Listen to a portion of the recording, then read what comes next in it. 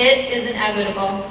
It has happened to everyone, be it a little incident or life-changing event, and it will happen to you, to me, and to that acquaintance who seems to lead the perfect greeting card type of lifestyle. But there's something fascinating about failure, something that holds a deeper beauty than that of any greeting card or graduation card. This magnificence is rising above failure and tragedy. It always seems that a good movie includes an underdog hitting his lowest low just before making a memorable comeback.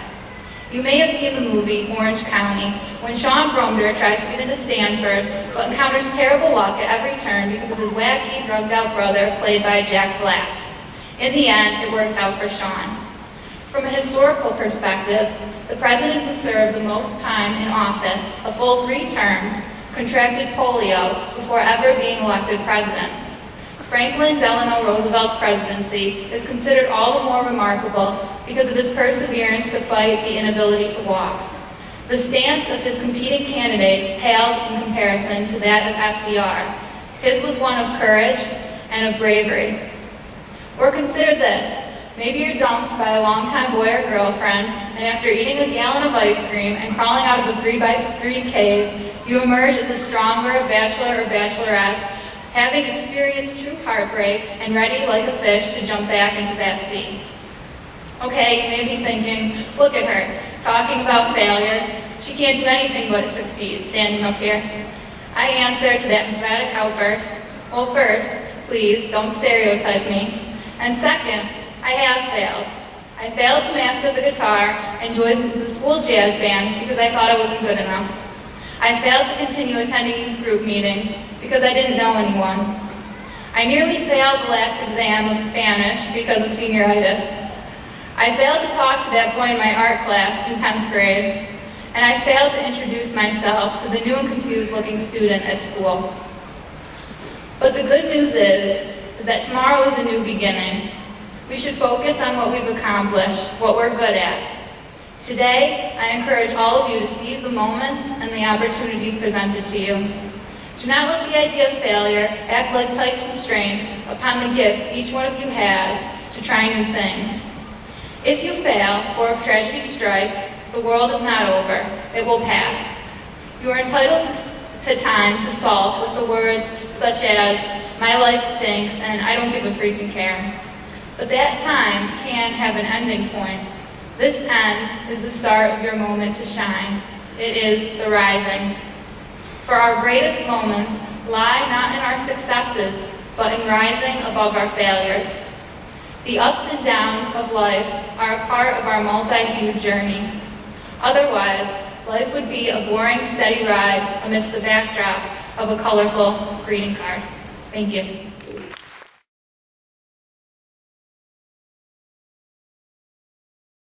Rewind for the valedictorian's address. Ready?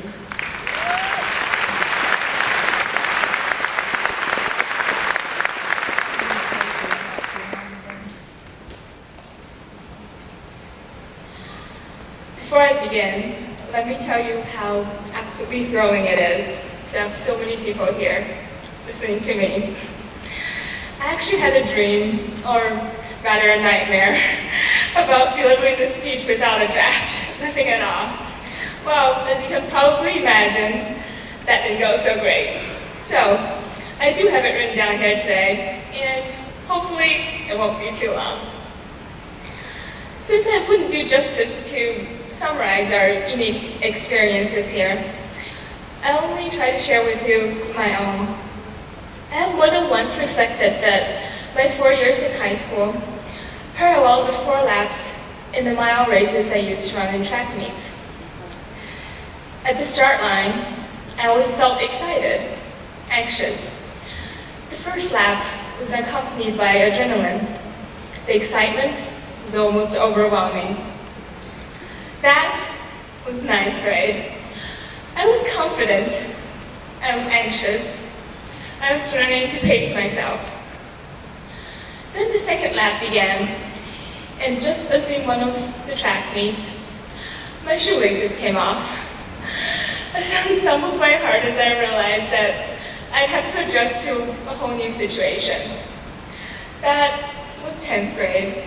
I was thrown off balance, dropped in a new house, a new school. It took me a while to calmly learn how to step carefully. But since the race was well underway, there was nothing to do but to make the best of my circumstances. Then by the third lap, I was getting used to my loose shoelaces, but I thought I was near exhaustion. Had I pushed myself too hard? Did I have enough energy left for the last 400 meters? I knew I didn't have time to waver. The third lap was always the hardest. Yet almost miraculously, I saw the last turn, and as the final lap approached, I was gaining confidence again. Of course, I still had to deal with the shoelaces, but adrenaline again rushed through me, and I felt more exhilaration than exhaustion as I started my final sprint. The finish line was just ahead, and I had a few seconds to reflect that this was all worth it. To be honest, we do have many differences, but then we shouldn't be judged by our grades, our looks, or maybe even public speaking skills. Unlike most of you, I cannot say that I grew up here, or really anywhere, for I moved when I was in kindergarten, and I've lived in 5 different cities in 3 countries since. Anyway, the point is, when I got here in 10th grade, I'd had my share of experiences. When I first walked into Fairport High School, I felt a familiar feeling, the feeling of being a stranger. I accepted that my new school started and ended at slightly uneven times, but I was relieved that the high school only housed 10 through 12, hoping that it would be somewhat easier to join in. I also admitted that you'd have to look carefully for spring and autumn around here, but above all, I was determined to be happy, the pursuit of happiness that we all share. For I had concluded that although changes are painful, they can also be a blessing. I found ways to enjoy the atmosphere of this new environment. I let myself be welcomed into new groups. I reached out to rebuild my connections to the world, and I found happiness. I found it in the classmates who easily included me in their conversations. I found it in the wonderfully mind-opening classes. And I found it in the people who looked beyond grades and scores.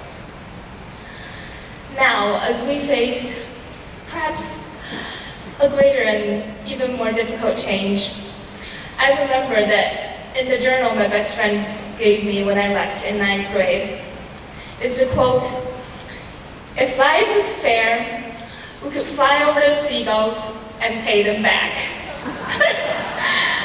So true. The world is not perfect. Life is not fair. But life is fascinating, and the world worth living for. Every struggle indeed gives us more satisfaction when we do succeed.